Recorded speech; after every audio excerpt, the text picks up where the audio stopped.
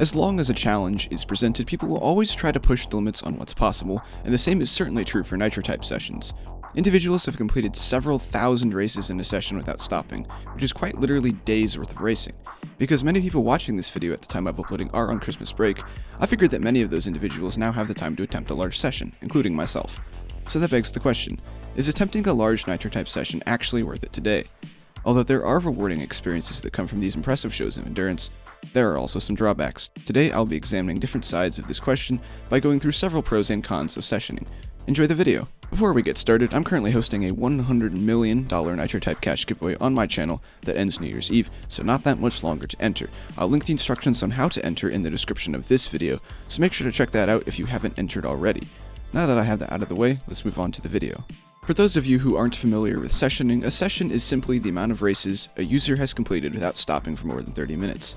If the user stops racing for more than 30 minutes, the session is reset. In my opinion, there are some pros to sessioning.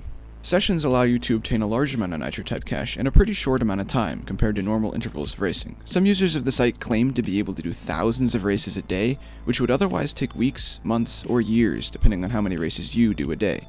The increased ability to earn cash in a short amount of time is especially true considering the recent Nitro Type update that allows gold members to earn twice the amount of Nitro Type cash per race. Another pro is that sessions can give you rewards, starting at a couple of races and going all the way up to 400 session races. These include cash, titles, and cars. Finally, sessions are good for building typing endurance. In the real world, someone may have to type for several hours a day at their job, and sessioning on Nitro Type is a pretty good way to prepare for that.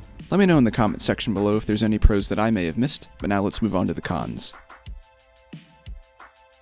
One con is simply the fact that session achievements only go up to 400 races in a session, which takes a couple of hours at most. After that, the only incentive is really just to race for the heck of it. There really isn't much to do after that. One could make the argument that sessioning past the achievement level still allows players to get the most races possible for a competitive team, but considering the competitive scene hasn't really offered in-game incentives for a while, I still consider there to be very little incentive to do the races past a 400 session.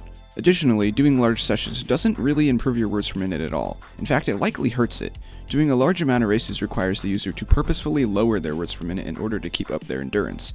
This will hold back on your words per minute improvement, which is one of the main goals of typing practice. Probably the biggest con on this list is that a user usually has to sacrifice their health, at least temporarily, in order to attempt a large session.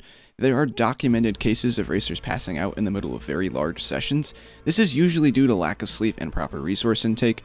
Additionally, typists who do long sessions on a regular basis can develop tendinitis, arthritis, and carpal tunnel, and although this is usually rare, the risk is still very real. For the last and probably most paranoid con, sessioning makes your Nitro Type account look at least a little bit suspicious. While many users have legitimately undertaken large sessions, many people have also used programs to complete these sessions, which means that many people will just assume that you're botting a session, even if you're not. And while some players don't care about what other people think of the legitimacy of their account, they should definitely care about what the admins think of their account.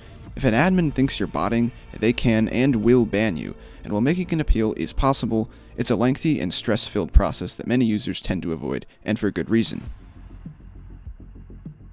So after debating the pros and cons, is sessioning worth it? Well, that's largely up to you. If you're willing to take the risks and tough out the long hours of racing, then it may be worth it. But if you feel that the long hours of racing may be too harmful to yourself, then avoiding sessioning may be a good idea. Ultimately, these videos are not persuasive, and I make them only to show you all sides of a perspective and to help you make your own decision.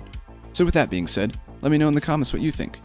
If you enjoyed today's video, make sure to like the video and maybe even consider subscribing to the channel. I'm getting super close to 1,000 subscribers, which will be a huge milestone for me. Have a fantastic day, and I'll see you all in the next video.